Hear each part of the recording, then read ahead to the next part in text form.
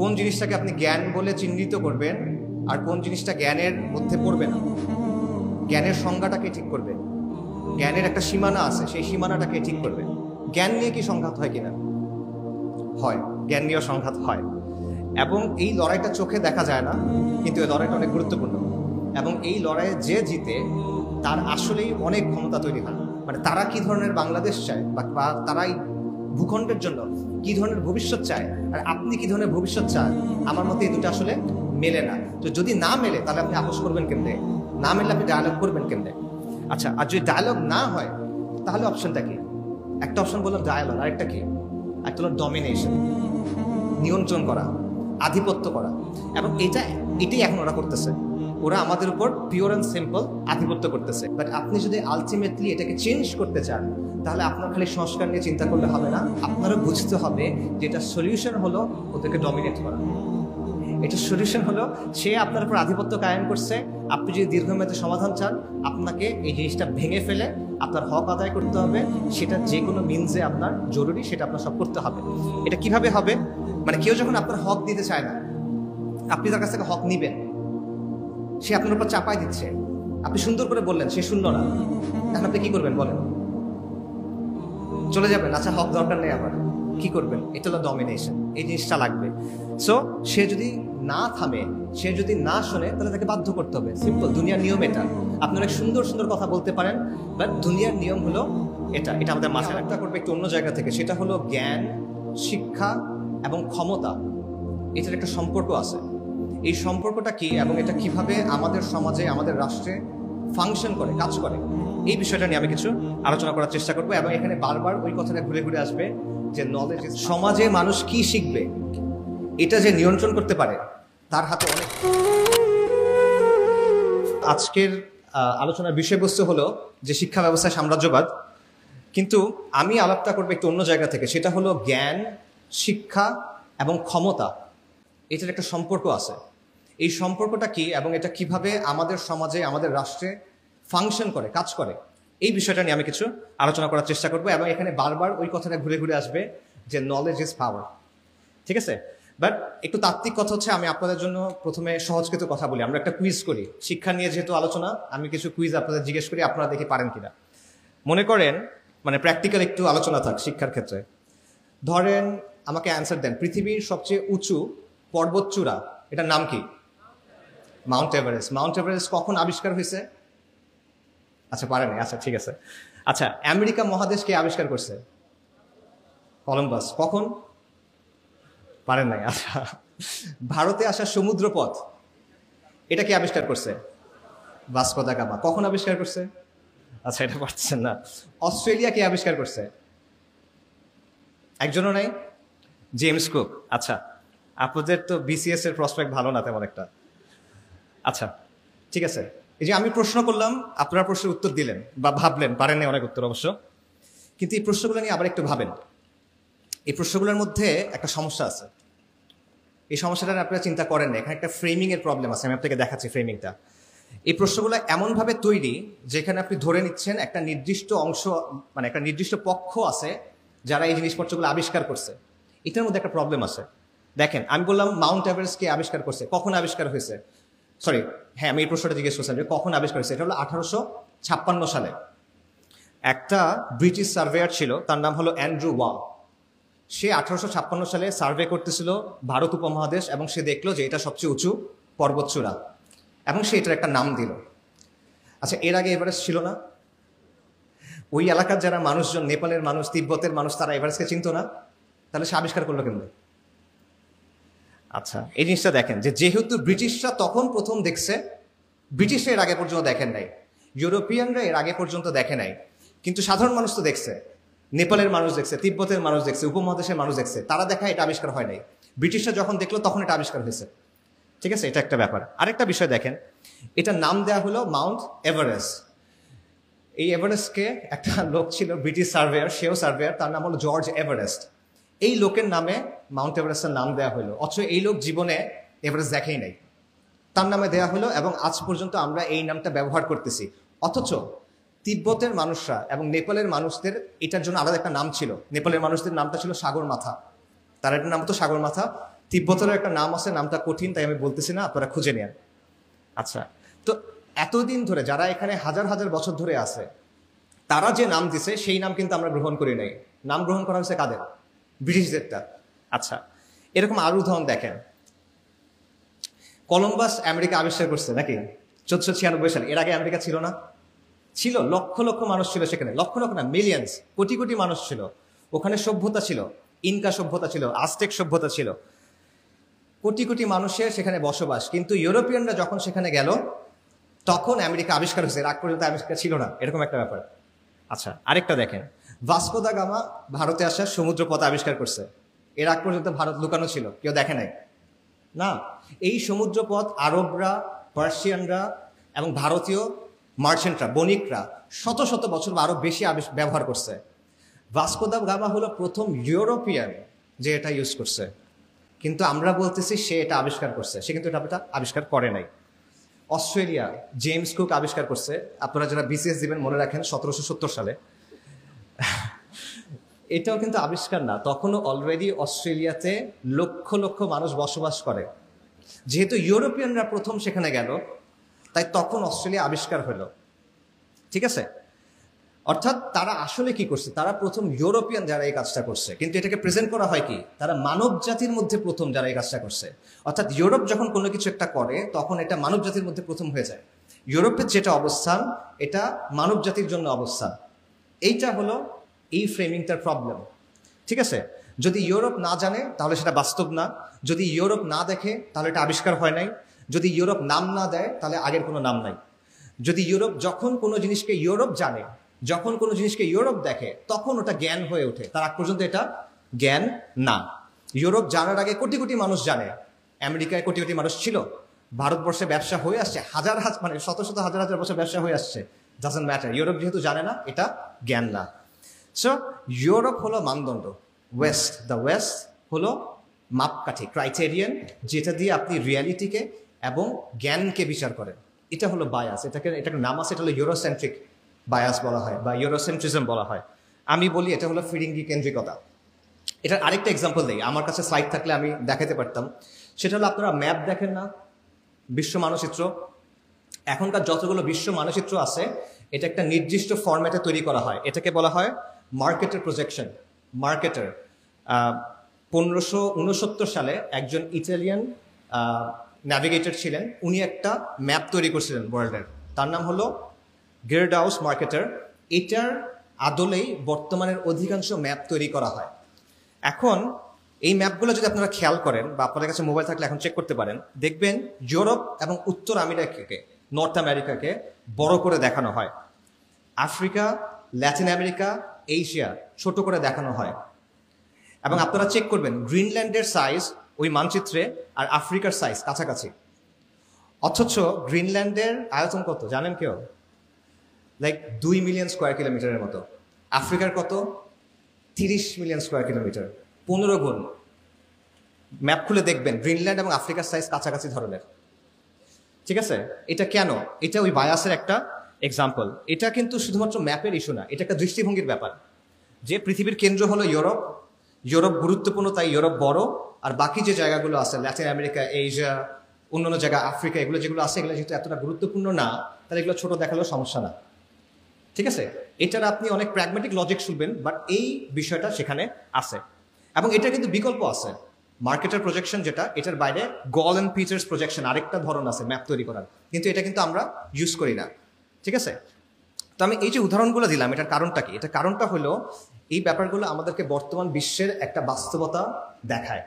সেটা হলো যে জ্ঞান কি, যেহেতু আমাদের আলোচনা শিক্ষা নিয়ে, জ্ঞান জিনিসটা আসলে কি? কারণ জ্ঞানের ডেফিনিশনের উপর ডিপেন্ড করবে আপনার এডুকেশন সিস্টেম কেমন হবে, রাইট?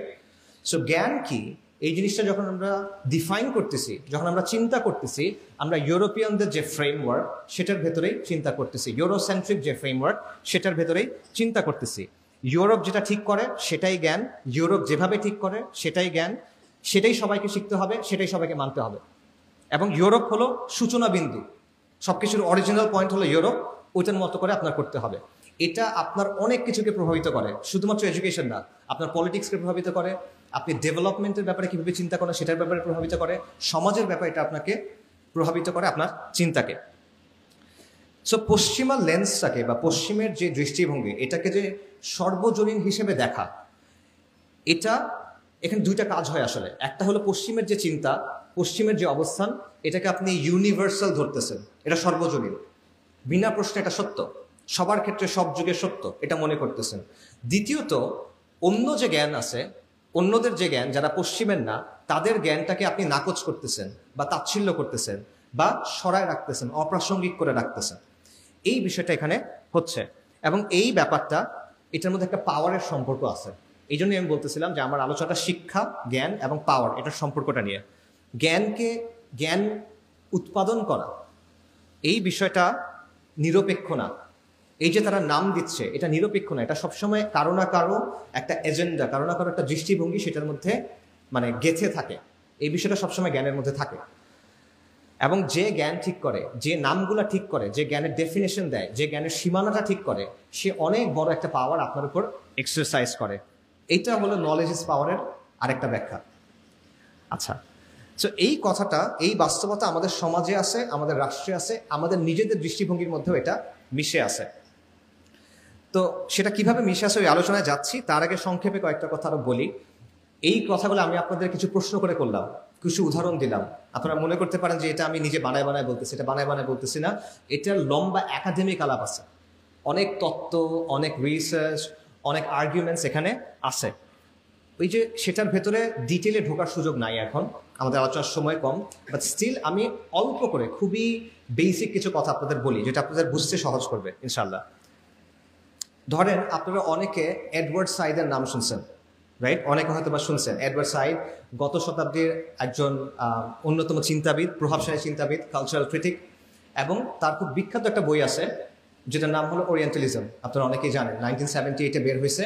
এবং যেটাকে পোস্ট কলোনিয়াল থিওরি বলা হয় বা পোস্ট কলোনিয়াল স্টাডি বলা হয়, সেটাকে এটা ব্যাপকভাবে প্রভাবিত করছে। তো এই যে ওরিয়েন্টালিজম বইটা, এখানে ওনার মূল আলোচনার বিষয়বস্তু কি? ওনার আলোচনার বিষয়বস্তু হইল যে পশ্চিমা বিশ্ব একটা নির্দিষ্টভাবে পূর্বকে উপস্থাপন করে, পশ্চিমা বিশ্ব একটা নির্দিষ্টভাবে প্রাচ্যকে উপস্থাপন করে, বিশেষ করে মুসলিম বিশ্বকে। এবং এটার সাথেও ক্ষমতা, শাসন, নিয়ন্ত্রণের একটা সম্পর্ক আছে। তো উনি বলতেছেন যে জ্ঞান আসলে সবসময় নিরপেক্ষ হয় না। আমরা মনে করি জ্ঞান নিরপেক্ষ, বাট জ্ঞান আসলে সবসময় নিরপেক্ষ না। পশ্চিমাদের রাজনৈতিক এজেন্ডা এবং তারা যে জ্ঞান তৈরি করে, এই দুইটার মধ্যে একটা সম্পর্ক আছে, বিশেষ করে কলোনিয়ালিজমের সাথে, উপনিবেশবাদের সাথে, এবং এখনকার যে বিশ্ব আমরা সাম্রাজ্যবাদ বলি, এটার সাথেও। পশ্চিম যেটা করছে, তার ক্ষমতার একটা প্রকল্প ছিল, সে পুরো বিশ্বকে দখল করবে, সে পুরো বিশ্বকে নিয়ন্ত্রণ করবে। সে এই প্রকল্পের সাথে তার জ্ঞান চর্চার যে প্রকল্প, সে দুটাকে মিক্স করছে, একটা আরেকটাকে হেল্প করছে। এটা হলো এডওয়ার্ড সাইডের বক্তব্য। এবং সে যে জ্ঞানটা তৈরি করতেছে, এটার উদ্দেশ্য হলো তার যে শাসন, তার যে আগ্রাসন, তার যে দখলদারিত্ব, তার যে কলোনিয়ালিজম, এটাকে জাস্টিফিকেশন দেওয়া। ঠিক আছে? এবং বর্তমানেও এই বিষয়টা হয়। আগে হয়তো এটা ওরিয়েন্টালিজমের নামে, এখন এটা হয় মনে করেন কাউন্টার টেররিজম স্টাডিজ এটার নামে, ইসলামিক স্টাডিজ এটার নামে, ইভেন ডেভেলপমেন্টাল স্টাডিজ, এই জিনিসগুলোর নামেও এটা হয়। কিভাবে? সাইদ একটা পার্থক্য করতেছেন, সেটা হলো নলেজের দুইটা ধরন আছে। একটা হলো পিওর নলেজ, একটা হলো পলিটিক্যাল নলেজ। পিওর নলেজ মানে প্রকৃত জ্ঞান, আরেকটা হলো রাজনৈতিক জ্ঞান। ধরেন প্রকৃত জ্ঞান কি? ধরেন 2+2 = 4, এটা পিওর নলেজ। এটাকে রাজনৈতিকভাবে ইউজ করার কোনো ওয়ে নাই। এটার ব্যবহার করার মাধ্যমে একটা গোষ্ঠী আরেকটা গোষ্ঠীকে, একটা জাতি আরেকটা জাতিকে দমন পীড়ন করতে পারবে না। এটা ব্যবহার করে সে অস্ত্রশস্ত্র বানাতে পারে, সেটা ভিন্ন কথা, কিন্তু এই জ্ঞান ইটসেলফ এটা নিয়ন্ত্রণের হাতিয়ার না। কিন্তু পলিটিক্যাল নলেজ আছে, যেই নলেজের উদ্দেশ্য হলো রাজনৈতিক বিভিন্ন প্রকল্প বা রাজনৈতিক বিভিন্ন কাজকে বৈধতা দেওয়া। এবং এটার সবচেয়ে ভালো এক্সাম্পল হলো প্রাচ্যবাদ, যেটাকে ওরিয়েন্টালিজম বলা হয়। আপনি প্রাচ্যের একটা বিশেষ ছবি তৈরি করতেছেন, প্রাচ্যকে একটা নির্দিষ্টভাবে প্রেজেন্ট করতেছেন, যাতে করে প্রাচ্যের উপর আপনি কিছু কাজ করতেছেন, এগুলোকে বৈধতা দেওয়া যায়। ঠিক আছে? সো আপনি বলতেছেন কি, যে পশ্চিমা বিশ্ব মানে শ্রেষ্ঠ আর প্রাচ্য মানে হলো ইনফিরিয়ার। আপনি বলতেছেন পশ্চিম মানে উন্নত, পশ্চিম মানে প্রগতিশীল, পশ্চিম মানে আধুনিক, পশ্চিম মানে গণতন্ত্র, মানে এগুলো সব ভালো জিনিস। আর পূর্ব মানে বর্বর, মধ্যযুগীয়, পিছনে পড়ে আছে, ইত্যাদি ইত্যাদি, অসভ্য মানুষ, রাইট? তাহলে আমি চাই প্রাচ্যের ভালো, পূর্ব দিকে যে মানুষগুলো আছে আমি তাদের ভালো চাই, তো ভালো হবে কিভাবে? আমি পশ্চিমা মানুষ, আমার অনুকরণ করে আমি তারা হেল্প করতে চাই। সো পশ্চিমারা যে বিভিন্ন জায়গায় গিয়ে গিয়ে দখল করতেছে, উপনিবেশবাদ করতেছে, লুটপাট করতেছে, এটা আসলে খারাপ কাজ না। সে আসলে আপনাকে সভ্য করতে আসছে, তার উদ্দেশ্য আসলে আপনার ক্ষতি করা না। ঠিক আছে, এইটা হলো ওরিয়েন্টালিজমের একটা মূল কাজ, যেটা এডওয়ার্ড সাইড বলতেছেন। তার অর্থাৎ সাদা মানুষ আপনার ভালো চায় দেখে সে আপনাকে মারতে আসছে, সে আপনার ভালো চায় দেখে সে আপনাকে দখল করতে আসছে, সে আপনার ভালো চায় দেখে সে আপনার উপরে জিনিসপত্র চাপাই নিচ্ছে। তার কোনো খারাপ উদ্দেশ্যই নেই, তার উদ্দেশ্য আপনাকে সভ্য করা। সিভিলাইজিং মিশন, এটার নাম আছে সিভিলাইজিং মিশন, হোয়াইট ম্যানস বার্ডেন, অনেক কিছু আছে, রুডিয়ার্ড কিপলিং এর কবিতা আছে এটসেট্রা। সো এখানে সে কি করতেছে দেখেন, তার দখলদারিত্বের একটা কাজ আছে, সে দখল করতে চায়, লুট করতে চায়, শাসন করতে চায়। এটার জন্য সে একটা জ্ঞান মানে একটা শাস্ত্র তৈরি করছে, এটা সে একটা ব্যাখ্যা দিচ্ছে, এটা সে একটা বুদ্ধিভিত্তিক ব্যাখ্যা নিয়ে আসছে। এই কাজটা হলো ওই যে বললাম জ্ঞানের সাথে ক্ষমতার সম্পর্ক, এটা হলো সেই সম্পর্কটা। আমি জ্ঞানের একটা ধারা তৈরি করলাম যার একমাত্র কাজটাই হলো আমার যে রাজনৈতিক প্রকল্প এটার বৈধতা দেওয়া। ঠিক আছে, সো এইটা হলো ওরিয়েন্টালিজমের এডওয়ার্ড সাইডের বক্তব্য, যে পশ্চিমা দখলদারিত্ব বলেন, লুটপাট বলেন, জুলুম বলেন, এগুলোর বৈধতা আসতেছে ওরিয়েন্টালিজম থেকে, প্রাচ্যবাদ মানে জ্ঞানের একটা ধারা থেকে। জ্ঞান এখানে নিরপেক্ষ না, জ্ঞান এখানে রাজনীতির একটা হাতিয়ার।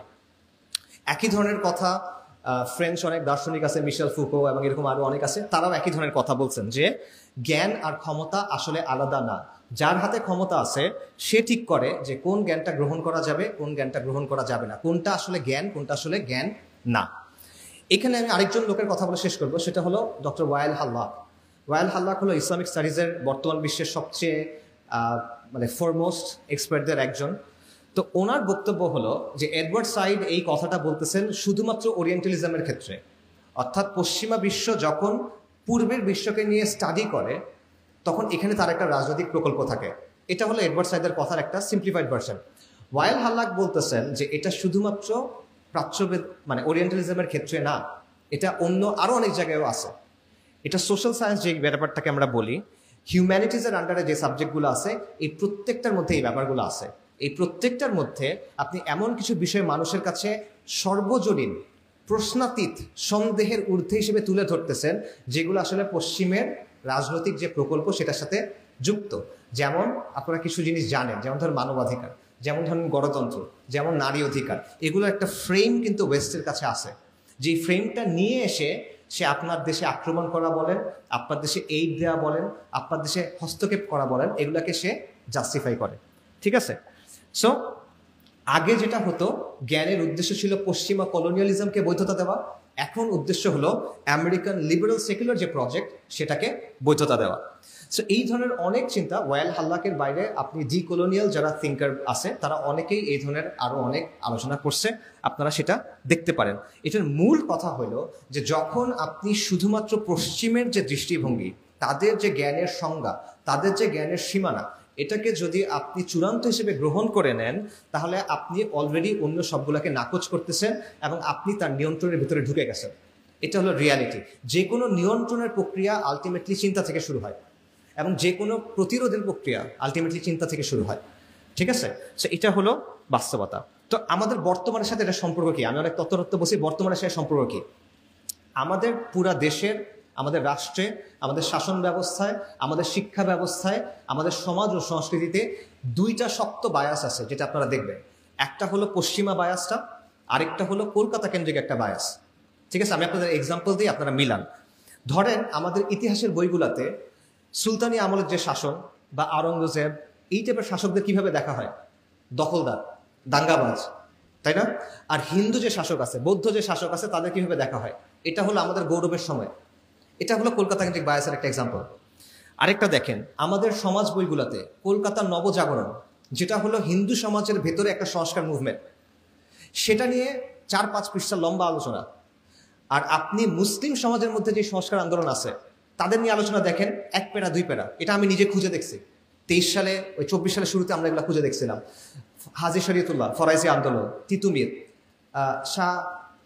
শাহ ওলিউল্লাহ মুহাদ্দিস দেলভি, ঠিক আছে, সাইয়েদ আহমেদ শাহিদ, ওলামায়ে দেওবন্দ, বা এই টাইপের যত মুভমেন্ট আছে, এগুলো নিয়ে কোনো আলোচনা আপনি পাবেন না। অল্প অল্প কিছু আলোচনা হয়তো বা ফরাইজিদের নিয়ে আসে। এটা সে তুলনা করেন রাজা রামমোহন রায়কে নিয়ে কত লম্বা আলোচনা, ঈশ্বরচন্দ্র বিদ্যাসাগরকে নিয়ে কত লম্বা আলোচনা। বায়াসের একটা এক্সাম্পল এটা। আচ্ছা, ব্রিটিশ বিরোধী আন্দোলনে মুসলিমদের যে লম্বা গৌরবের ইতিহাস, এটা আপনি পাচ্ছেন না। ফকির আন্দোলন থেকে শুরু করে, ফকির বিদ্রোহ থেকে শুরু করে 1857 সালে মহা অভ্যুত্থান বলেন, বালাকোটের কথা বলেন, বারাসাতের কথা বলেন, তিতুমিরের কথা বলেন, খিলাফত আন্দোলনের কথা বলেন, মাওলানা উইলায়াত আলী, মাওলানা ইনায়াত আলী, ওনাদের কথা বলেন, ফরাইজিদের কথা বলেন, এই আলোচনা নাই। কার আলোচনা আছে? সূর্য সেনের আলোচনা আছে, প্রীতিলতার আন্দোলন আলোচনা আছে, ক্ষুদিরাম আর প্রফুল্ল চাকির আলোচনা আছে। তারা কোত্থেকে আসতেছে? আবারও এটা একটা বায়াসের এক্সাম্পল, কলকাতা কেন্দ্রিক বায়াস, সেটার একটা এক্সাম্পল। তো এভাবে কি হচ্ছে, আপনার ইতিহাস থেকে আপনাকে আলাদা করে ফেলা হচ্ছে। ব্রিটিশ বিরোধী যে আন্দোলন, আমাদের যে সংগ্রাম, সেখানে আপনার রোল যেটা ছিল, ইসলামের যে ভূমিকা ছিল, মুসলিম পরিচয়ের যে ভূমিকা ছিল, এটা কিন্তু আপনি মুছে ফেলতেছেন। আরও আছে, আপনি শিক্ষার ক্ষেত্রে দেখেন, পর্দার বিধান নিয়ে নেগেটিভ প্রেজেন্টেশন আমাদের বইয়ের মধ্যে এগুলো আছে। আমাদের ইসলাম শিক্ষা বইতে ইসলামের এমন সব ব্যাখ্যা দেওয়া হচ্ছে যেটা হলো রাষ্ট্রের অনুমোদিত ব্যাখ্যা, সেকুলারদের অনুমোদিত ব্যাখ্যা, সেটা আপনি দিতে পারতেছেন। আমাদের সমাজবিজ্ঞান বইতে জেন্ডার আইডিওলজি এটা আছে, ট্রান্সজেন্ডার বা ঢোকানো হয়েছে, আন্দোলন করে কিছুটা কমানো হয়েছিল, এগুলো আপনারা সব জানেন। আমাদের সমাজবিজ্ঞান বইতে র্যাডিক্যাল ফেমিনিজম থেকে আসা অনেক অবস্থানকে সর্বজনীন সত্য হিসেবে তুলে ধরা হয়েছে। এগুলো হলো ইউরোসেন্ট্রিক বায়াস, ঠিক আছে? সো এটার ফলে কি হচ্ছে, একদিকে আপনি তার অবস্থানটাকে সর্বজনীন হিসেবে তুলে ধরতেছেন, অন্যদিকে আপনার যে অবস্থান, আপনার যে ইমান, আপনার যে দিনের অবস্থান, সেটাকে তাচ্ছিল্য করতেছেন, যেটা আসলে কিছু না।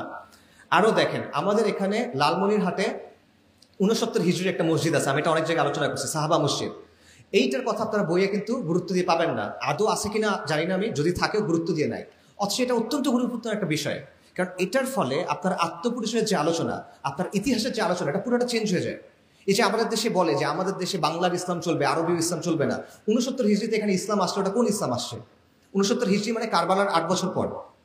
সাহাবারা দুনিয়াতে তখনও রাদিয়াল্লাহু আনহুম ফার্স্ট জেনারেশন দুনিয়াতে আসেন, ওই অবস্থায় যদি ইসলাম বাংলায় আসে, সেটা কোন ইসলাম?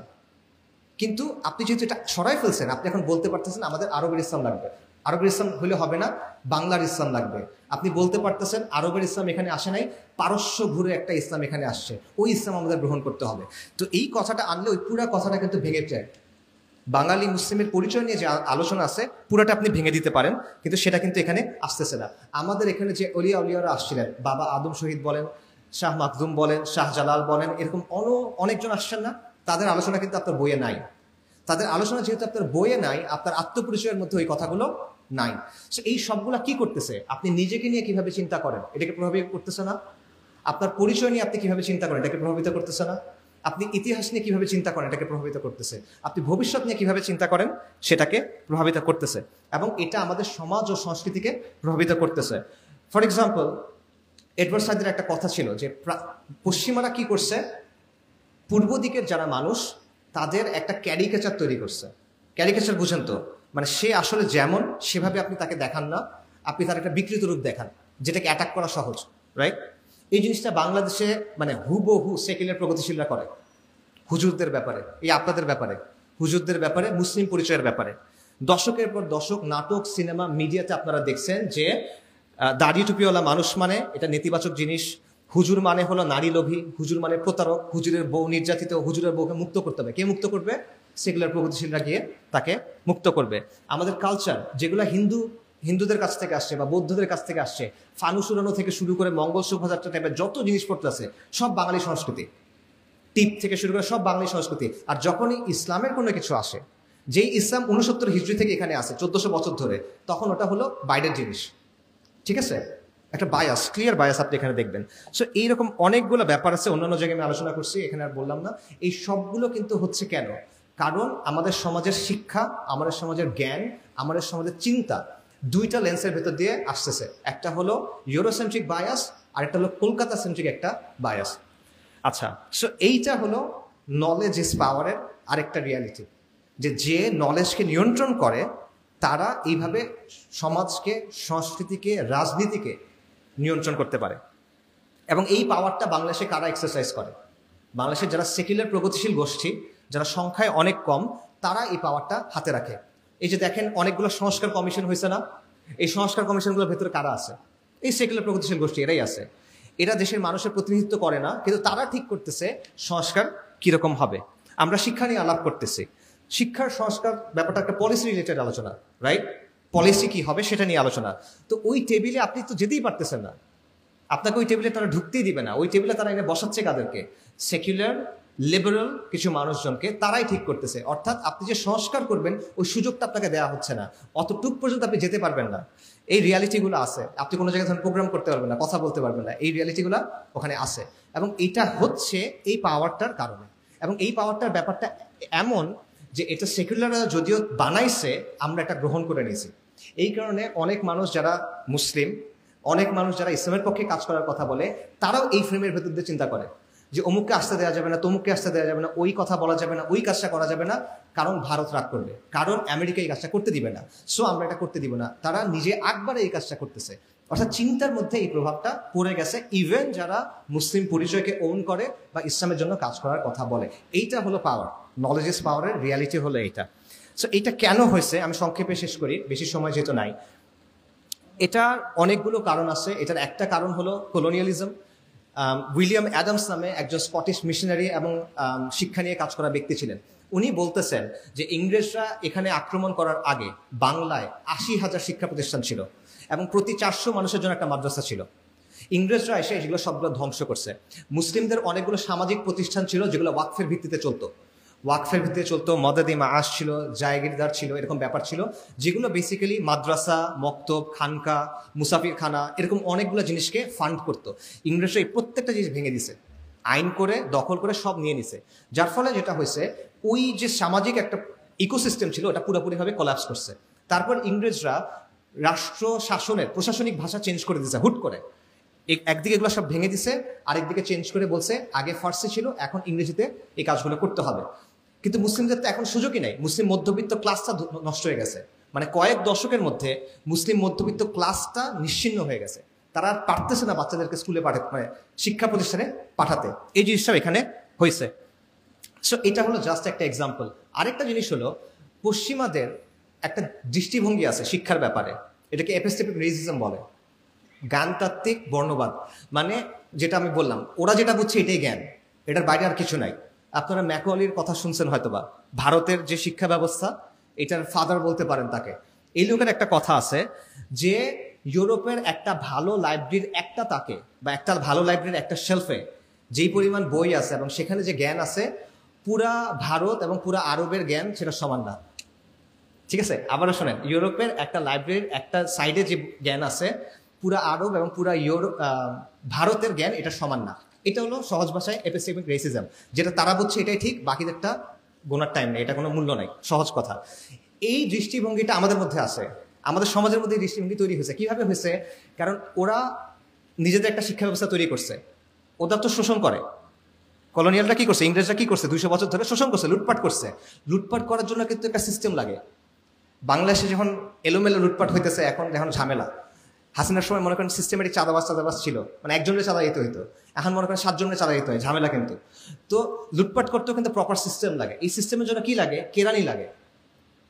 তো কেরানি বানানোর জন্য ওরা একটা এডুকেশন সিস্টেম তৈরি করছিল। তো এই সিস্টেম থেকে কেরানি তৈরি হয়েছে যারা ওদের মতো করে চিন্তা করে।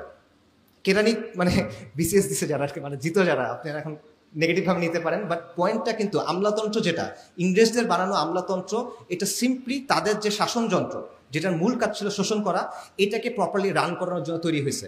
যেই কারণে এই আমলাতন্ত্রটা এতটা গণবিরোধী, এটা বাস্তবতা। যাই হোক, এখন কি হয়েছে, এই সিস্টেম থেকে যারা বের হয়েছে তারা কিন্তু ইউরোপের চিন্তাভাবনা নিয়ে বের হয়েছে। সো তারা ইসলামের ব্যাপারে, মুসলিম পরিচয়ের ব্যাপারে, ইসলামী যে জ্ঞান সেটার ব্যাপারে তাদের দৃষ্টিভঙ্গি ভালো না খারাপ? খারাপ। সে ইংরেজের চোখ দিয়ে ইসলামকে দেখে। এবং ইংরেজরা যখন গেছে, ক্ষমতায় কাদেরকে বসেছে? এদেরকে, যারা ওদের বিরুদ্ধে 50 বছর 40 বছর ধরে যুদ্ধ করে আসছে, তাদের তো সে বসাবে না। যারা তার অনুগত, তাদেরকে সে বসে গেছে। সো এই যে দৃষ্টিভঙ্গি, এটা আমাদের সমাজে রয়ে গেছে। সো এইভাবে এমন একটা অবস্থা হয়েছে যে আমাদের সমাজের এখন অবস্থাটা কি দেখেন, ইসলামের সাথে সম্পর্কিত যে কোনো মূল্যবোধ, যে কোনো বিধান, যে কোনো চর্চা, এটাকে আমরা অনগ্রসর মনে করি, এটাকে আমরা মধ্যযুগীয় মনে করি, এটাকে আমরা ব্যাকডেটেড মনে করি। পশ্চিমা চিন্তা আর দর্শন আর ব্যবস্থা, এটা কি খুব ভালো, এটা হলো প্রগতির পথ, এটা হলো উন্নতির পথ, এটাই করতে হবে, এই তো সুন্দর, ওরা যেহেতু বলছে তাই ভালো, এটা আমরা চিন্তা করি।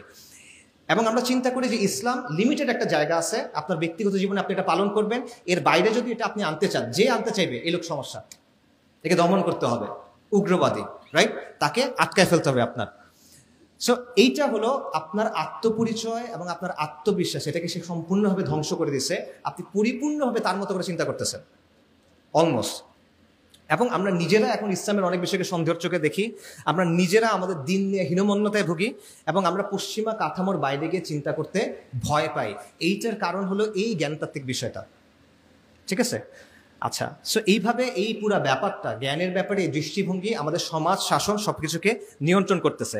তো এটা শেকড় কোথায়? এটা শেকড় দুটো জায়গায় বা একটা জিনিসই, সেটা হলো সেকুলার শাসন বা সেকুলার রাষ্ট্র। মানে আপনি যদি চান, আপনার মনে করেন শিক্ষার সংস্কার করতে চান, কিন্তু শিক্ষার সংস্কারের বিষয়টা যুক্ত হলো সেকুলার শাসন এবং সেকুলার রাষ্ট্রের সাথে। কেন?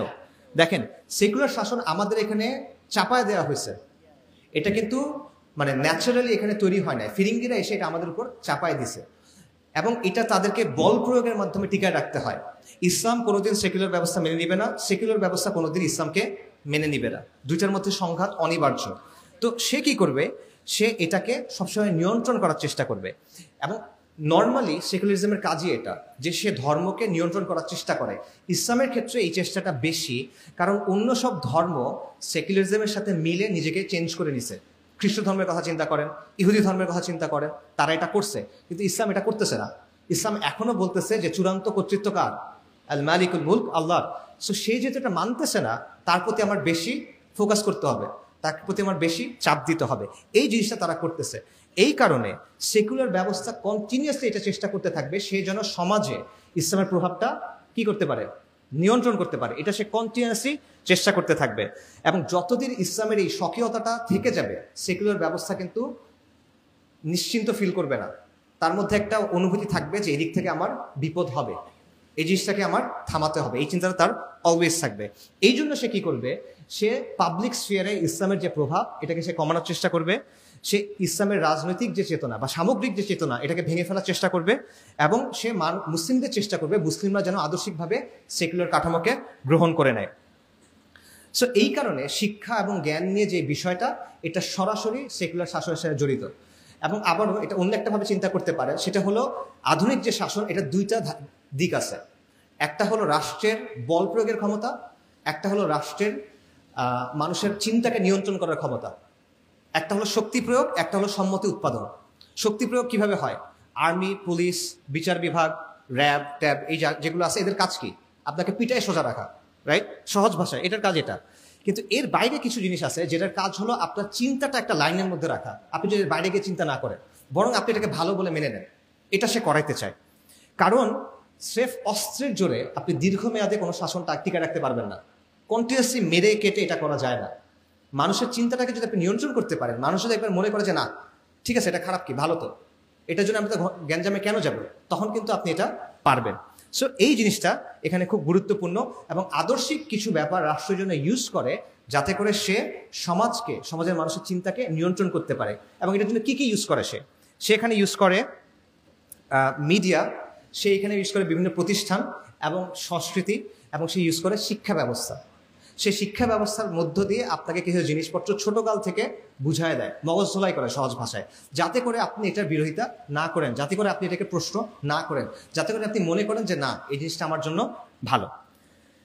সো যাই হোক, আমি যদি শেষ করি, সেটা হলো আলটিমেটলি আপনি যদি এখানে আমাদের আলোচনার যে টপিক, আপনি যদি এই যে শিক্ষায় সাম্রাজ্যবাদ বলেন অথবা পশ্চিমের যে নিয়ন্ত্রণ, কলকাতা কেন্দ্রিক যে বায়াস, এগুলো থেকে যদি আপনি বের হইতে চান, তাহলে আপনার এই সমস্যার কেন্দ্রটাকে বুঝতে হবে। এই সমস্যাটা কোত্থেকে আসতেছে? এই সমস্যাটা আসতেছে এই সেকুলার শাসন এবং সেকুলার রাষ্ট্র ব্যবস্থা থেকে। এটা বিচ্ছিন্ন কোনো ইস্যু না, ঠিক আছে? আপনি মনে করেন সহজ ভাষায়, আপনি চাচ্ছেন শিক্ষায় ইসলামকে আনতে, প্রাইমারি স্কুলে শিক্ষায় ইসলাম আনুক, আপনি এটা চান, ওকে ফাইন, খুব ভালো হচ্ছে। কিন্তু সে তো আপনাকে দিবে না। কে দিবে না? সেকুলার রাষ্ট্র কাঠামো আপনাকে দিবে না। সে বলবে তোমাকে আমি এখানে এটা দিতে আনতে পারে, তোমাকে এটা আমি করতে দিতে পারি না, সে আপনাকে এটা বলবে। কারণ এটা কি? তার অস্তিত্বের সাথে জড়িত। একটু আগে যেটা বললাম, ইসলামকে তার কন্টিনিউয়াসলি নিয়ন্ত্রণ করতে হবে। এবং দ্বন্দ্বটা এই কারণে আসলে শিক্ষার না, শিক্ষাটা এটা একটা গুরুত্বপূর্ণ অংশ, বাট দ্বন্দ্বটা হলো ইসলামের সাথে সেকুলার ব্যবস্থার দ্বন্দ্ব। এটার একটা ম্যানিফেস্টেশন, এটার একটা উপসর্গ, এটার একটা প্রকাশ হলো এই জ্ঞান নিয়ে, এই শিক্ষা ব্যবস্থা নিয়ে দ্বন্দ্ব, সেটা। সো আপনি যদি এই মূল দ্বন্দ্ব সলভ করতে না পারেন, দীর্ঘমেয়াদে আপনার কোনো সংস্কার আসবে না। এখন এই মানে সমাধানটা আপনি কিভাবে করবেন?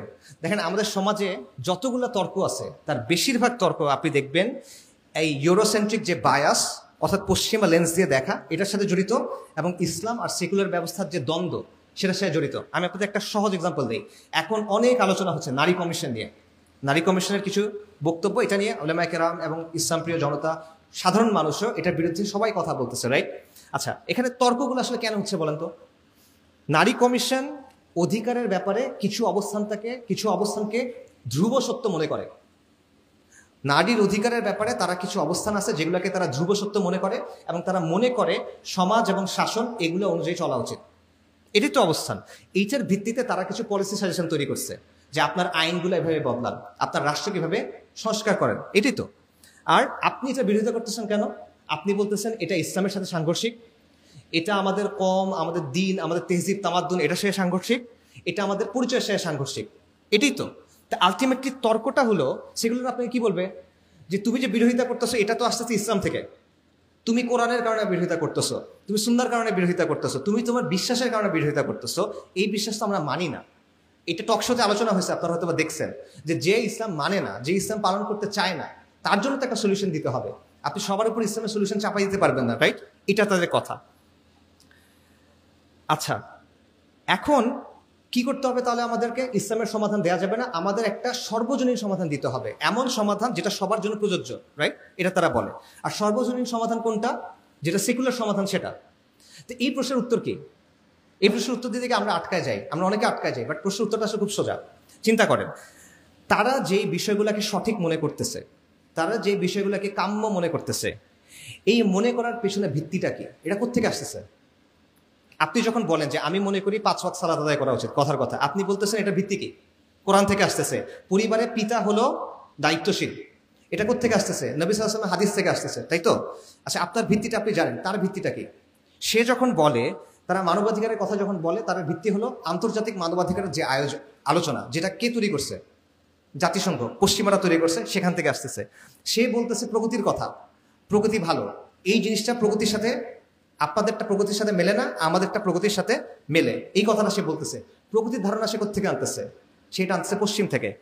সে বলতেছে এটা ডেমোক্রেটিক ভ্যালুসের সাথে সামঞ্জস্যপূর্ণ, গণতান্ত্রিক মূল্যবোধের সাথে সামঞ্জস্যপূর্ণ। এটা সে কোত্থেকে পাচ্ছে? পুরা দুনিয়ার মানুষ বসে একসাথে ঠিক করছে এগুলো গণতান্ত্রিক মূল্যবোধ, পুরা দুনিয়ার মানুষ একসাথে বসে ঠিক করছে এগুলো মানবাধিকার, আমরা সবাই মানছি না, ওরা ঠিক করছে। সেটা সে আপনার উপর এনে চাপা দিচ্ছে। বরং তারা এটাও বলতেছে যে এই কাজগুলো করা উচিত, কারণ পৃথিবীর বিভিন্ন দেশে এটা হয়। এটা কি ধরনের যুক্তি? পৃথিবীর বিভিন্ন দেশে যেহেতু এরকম আছে, তাই বাংলাদেশে এটা করা উচিত, এটা কি ধরনের যুক্তি? আপনি আমাকে প্রুফ করে দেখান যে জিনিসটা সঠিক। কাজেই এই বিষয়গুলো প্রত্যেকটাকে আপনি প্রশ্নবিদ্ধ করতে পারেন। আমরা সবাই মনে করি যে প্রত্যেকটা মানুষের ন্যূনতম কিছু অধিকার আছে, শুধু মানুষের না, প্রত্যেকটা মাখলুকের আছে হাক্কুল ইবাদ। কিন্তু এই অধিকার কে ঠিক করবে? আল্লাহ ঠিক করবেন। কিন্তু তারা কি বলে, তাদের জায়গায় কি অধিকার ঠিক করে? মানুষের খেয়াল খুশি। এবং তাদের অধিকারের আলোচনাটা কি? সমকামিতার অধিকার আছে, লিঙ্গ বদলানোর অধিকার আছে, ইউথেনেশিয়ার অধিকার আছে, আত্মহত্যা করার অধিকার আছে, ইসরায়েলের গণহত্যার অধিকার আছে, Israel has the right to defend itself, প্রত্যেকটাই আছে। তারা তাদের মতো করে ঠিক করে। তো এটা সর্বজনীন কিভাবে ভাই? সে তার নিজের কিছু অবস্থানকে আপনার উপর সর্বজনীন বলে চাপাই দিচ্ছে, আপনি তাকে প্রশ্ন করেন না কেন? এই বিষয়টা বুঝতে হবে। সে যখন বলে মানবাধিকার আছে, আমিও বলবো হ্যাঁ মানবাধিকার আছে, আমি মানবাধিকার নিব ইসলাম থেকে, তুমি মানবাধিকার নিচ্ছ পশ্চিম থেকে। আমারটা যদি বায়াসড হয়, তোমারটা নিউট্রাল কেন? রাইট? এই প্রশ্নটা আবার তাকে করতে পারতে হবে। প্রত্যেকটা জিনিসের ক্ষেত্রে আমি বলতে পারি, প্রগতির নামে তোমরা এমন কিছু কাজকর্ম করছো যার কারণে তোমাদের সমাজ ধ্বংস হয়ে যাচ্ছে, তোমাদের পরিবার ধ্বংস হয়ে যাচ্ছে, এটা আমি চাই না। আধুনিকতার নামে তোমরা ভালো অনেক কাজ করছো, খারাপ অনেক কাজ করছো। আধুনিকতার নামে তোমরা প্রকৃতিকে নিয়ন্ত্রণ করার চেষ্টা করছো, যার কারণে এখন ক্লাইমেট ডিজাস্টার হচ্ছে, প্রকৃতি ধ্বংস হয়ে যাচ্ছে।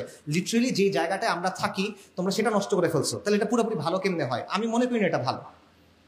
ব্যাপারটা বুঝতে পারছেন? আপনার ধর্মের ব্যাপারে সে যেমন প্রশ্ন বলতে পারে যে এটা তো তোমার বিশ্বাস, আমার বিশ্বাস না, তার অবস্থানের ব্যাপারে আপনি বলতে পারেন এটা তো তোমার মত, এটা তো আমার মত না, তুমি এটা কিসের ভিত্তিতে আমার উপর চাপাই দিচ্ছ?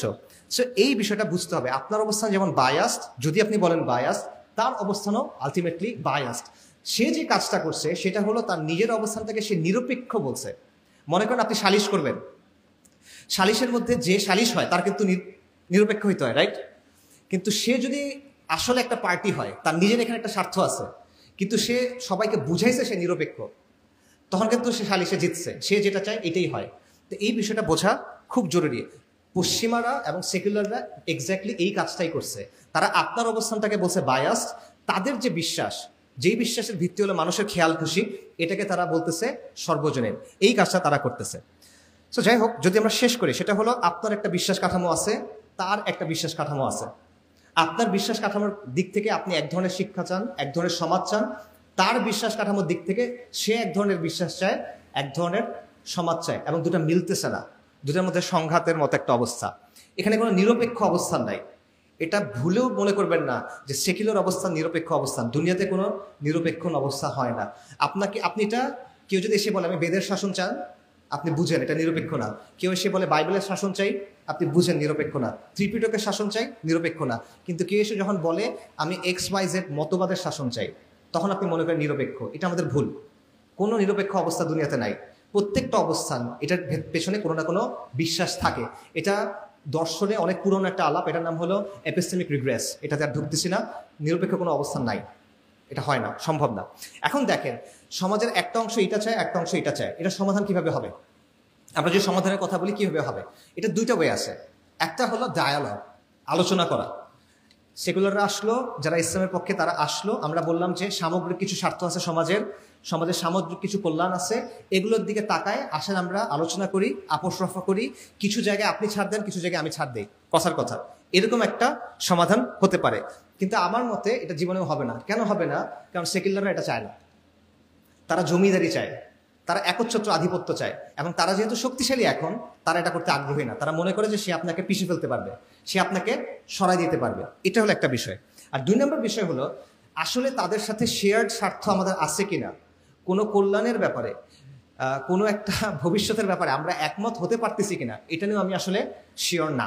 মানে তারা কি ধরনের বাংলাদেশ চায়, বা তারা এই ভূখণ্ডের জন্য কি ধরনের ভবিষ্যৎ চায়, আর আপনি কি ধরনের ভবিষ্যৎ চান, আমার মতে এই দুটো আসলে মেলে না। তো যদি না মেলে, তাহলে আপনি আপোষ করবেন কেমনে? না মেলে আপনি ডায়ালগ করবেন কেমনে? আচ্ছা, আর যদি ডায়ালগ না হয়, তাহলে অপশনটা কি? একটা অপশন বললাম ডায়ালগ, আরেকটা কি? একটা হলো ডমিনেশন, নিয়ন্ত্রণ করা, আধিপত্য করা। এবং এটাই এখন ওরা করতেছে। ওরা আমাদের উপর পিওর অ্যান্ড সিম্পল আধিপত্য করতেছে। কিভাবে করতেছে?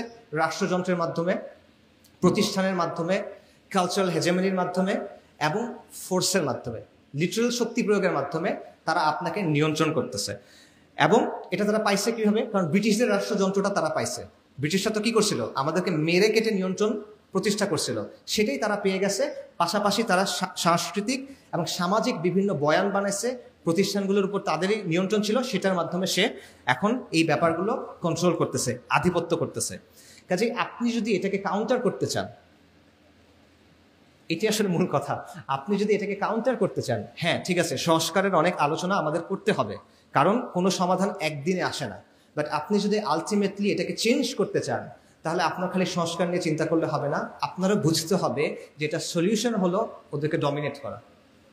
এটা সলিউশন হলো সে আপনার উপর আধিপত্য কায়েম করছে। আপনি যদি দীর্ঘমেয়াদী সমাধান চান, আপনাকে এই জিনিসটা ভেঙে ফেলে আপনার হক আদায় করতে হবে। সেটা যে কোনো মিনসে আপনার জরুরি, সেটা আপনার সব করতে হবে। এটা কিভাবে হবে? মানে কেউ যখন আপনার হক দিতে চায় না, আপনি তার কাছ থেকে হক নিবেন, সে আপনার উপর চাপাই দিচ্ছে, আপনি সুন্দর করে বললেন, সে শুনল না, এখন আপনি কি করবেন বলেন? চলে যাবেন? আচ্ছা হক দরকার নেই আমার, কি করবেন? এটা হলো ডমিনেশন। এই জিনিসটা লাগবে। সো সে যদি না থামে, সে যদি না শোনে, তাহলে তাকে বাধ্য করতে হবে। সিম্পল, দুনিয়ার নিয়ম এটা। আপনি অনেক সুন্দর সুন্দর কথা বলতে পারেন, বাট দুনিয়ার নিয়ম হলো এটা আমাদের মাথায় রাখতে হবে। এবং এটা কিভাবে করবেন? এখানে অবশ্যই সংস্কারের বিভিন্ন কাজের কথা আসবে, এখানে আদর্শিক লড়াইয়ের কথা আসবে, এখানে সামাজিক শক্তির কথা আসবে, সামাজিক আন্দোলনের কথা আসবে, জ্ঞান চর্চার বিকল্প ধারা তৈরি এটার কথা আসবে, শক্তির ব্যবহার এটার কথাও আসবে। এটা হলো প্লেন অ্যান্ড সিম্পল রিয়ালিটি। কারণ শিক্ষাটা কারণ তর্কটা শুধুমাত্র শিক্ষা নিয়ে না, তর্কটা শুধুমাত্র জ্ঞান নিয়ে না, এটার সাথে ক্ষমতার একটা প্রশ্ন জড়িত। ক্ষমতার প্রশ্নের সমাধান শুধুমাত্র তত্ত্ব দিয়ে হয় না, ক্ষমতার প্রশ্নের সমাধান শুধুমাত্র জ্ঞান চর্চা করে হয় না, ক্ষমতার প্রশ্নের সমাধান শুধুমাত্র সংস্কারের মাধ্যমে হয় না। Knowledge is power. আখিরে দাওয়ানা আলহামদুলিল্লাহি রাব্বিল আলামিন। আসসালামু আলাইকুম।